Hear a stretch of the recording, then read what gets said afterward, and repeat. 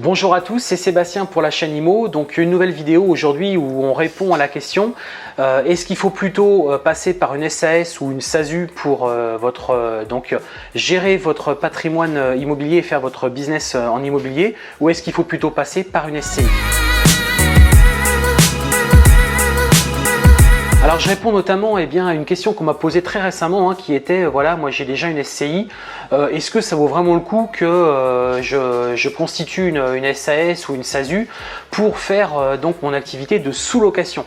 Alors là on est vraiment dans le cas typique de ce qu'il ne faut pas faire, c'est-à-dire qu'il ne faut absolument pas faire une SCI ou réutiliser une SCI, il faut absolument constituer une société, donc soit une SASU, donc une SAS par action simplifiée unipersonnelle, ou une SAS si vous êtes plusieurs personnes, une URL, une entreprise individuelle, bref, il y a plusieurs statuts. Vous pouvez même être auto-entrepreneur, même si aujourd'hui je ne le recommande pas clairement.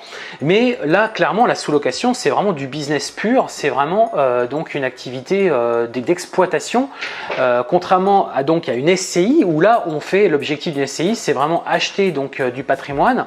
Donc vous constituez donc un patrimoine immobilier, et toujours dans le but quelque part de transmettre ensuite à ses héritiers.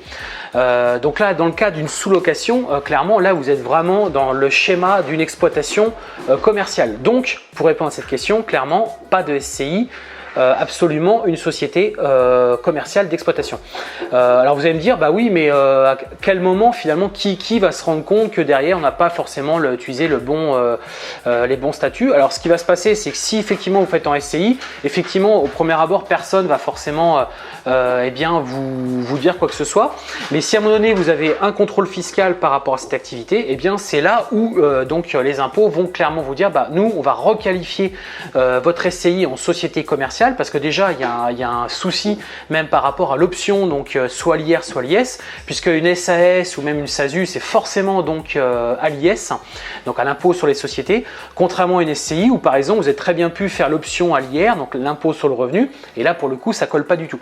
Donc du coup le centre des impôts va requalifier votre société comme une société commerciale d'exploitation traditionnelle avec l'option à l'IS, enfin pas l'option pour le coup parce que c'est une société, donc forcément à l'IS, l'impôt sur les sociétés. Alors après, je ne sais pas s'il y a des pénalités par rapport à ça qui sont appliquées, mais le fait est que derrière, on va vous demander de régulariser la situation très rapidement. Alors moi, j'ai envie de dire, franchement, quand vous faites ce type d'activité, surtout si vous êtes dans un schéma de construction et de développer votre business, franchement, partez tout de suite sur les bons statuts, constituez une société. Ce qui est le moins cher, généralement, c'est plutôt une entreprise individuelle ou statut auto-entrepreneur, puisqu'il y a vraiment les charges et les frais sont très limités. Mais essayez de voir plus loin, essayez de vous dire aussi votre crédibilité derrière par rapport à une banque. Si à un moment donné, vous avez besoin de développer votre société, en plus, quand vous êtes dans le cadre d'une société, c'est vrai qu'on peut très bien faire autre chose, pas forcément faire que de la location courte durée, voire même pas forcément faire que l'immobilier. Vous pouvez très bien faire d'autres activités dans cette société puisque c'est une société à but commercial. Alors après, bien entendu, il faut optimiser, on va dire, sa dénomination sociale.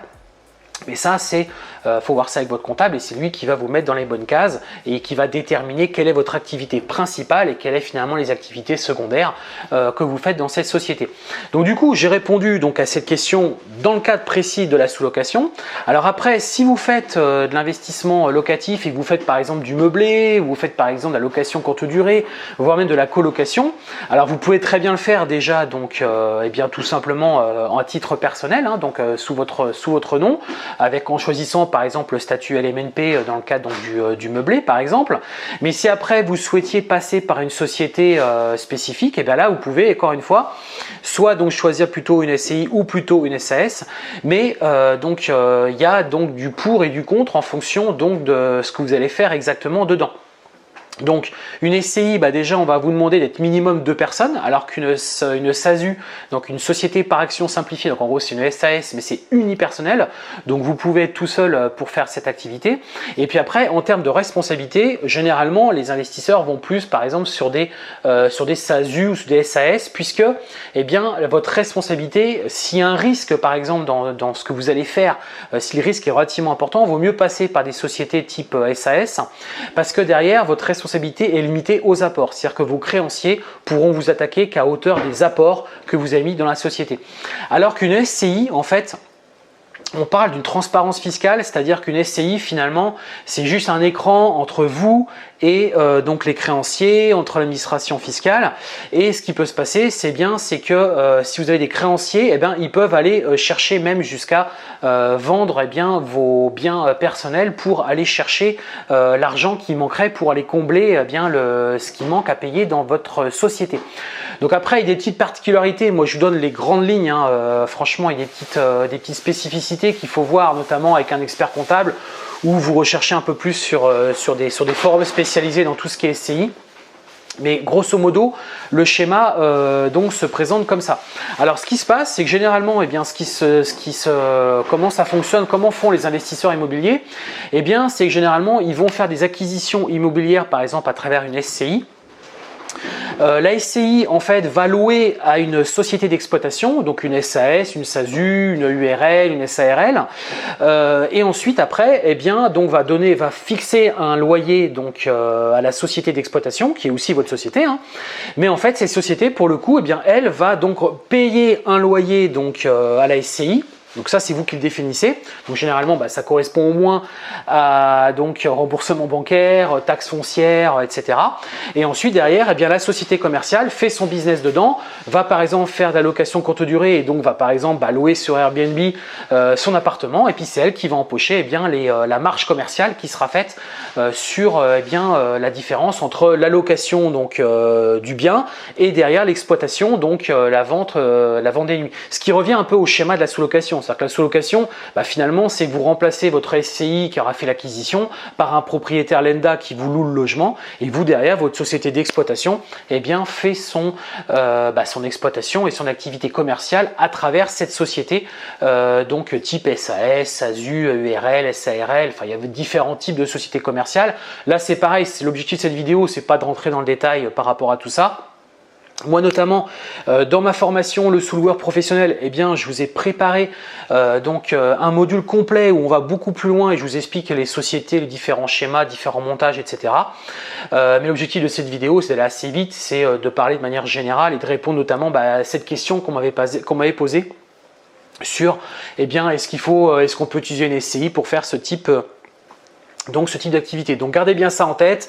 SCI, c'est plutôt pour l'acquisition de biens, mais pas vraiment d'activité commerciale, dans le sens où si vous louez, c'est pas une activité commerciale. Par contre, derrière, quelqu'un qui va faire du business, de la colocation, qui va faire de la location courte durée, qui a un schéma vraiment pur exploitation, là, ça devient une société commerciale. Mais encore une fois, vous pouvez aussi très bien chanter tout ça. Vous pouvez très bien le faire à titre personnel, c'est-à-dire que vous faites vos acquisitions sous votre nom personnel. Vous choisissez par exemple le statut LMNP, l'option vous avez une fiscalité au réel et du coup vous faites votre exploitation par exemple en colocation, en location courte durée et tout ça finalement est regroupé sur votre fiche d'impôt et sur différents formulaires, différentes annexes qui sont jointes à votre déclaration d'impôt et c'est pas du tout dans le cadre pour le coup d'une société. Voilà, j'espère que j'ai répondu à cette question et j'ai pu vous éclaircir un peu plus sur les différentes stratégies, les différents montages qu'on peut faire pour faire des exploitations, pour faire un business sur à travers l'immobilier. Si cette vidéo vous a plu, je vous invite à laisser un gros pouce bleu et à vous abonner à la chaîne IMO. On publie de nombreuses vidéos très régulièrement.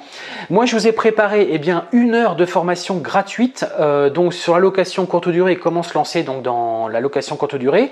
Je vous ai également préparé 1 heure de formation gratuite sur la sous-location professionnelle qui vous permet en gros de louer un logement à un propriétaire et puis à travers un contrat bien spécifique, vous faites votre exploitation et vous gagnez de l'argent et vous faites donc votre business par rapport à la location notamment saisonnière, location courte durée. Donc tout ça c'est gratuit, c'est 2 vidéos qui sont proposées juste en bas, vous déroulez en bas de cette vidéo, il y a 2 liens, vous cliquez et ça vous permet de récupérer ces vidéos totalement gratuites que vous pouvez ensuite consulter librement sur votre ordinateur ou sur votre tablette. Voilà, je vous souhaite à toutes et à tous une très bonne journée et je vous dis à très bientôt. Ciao!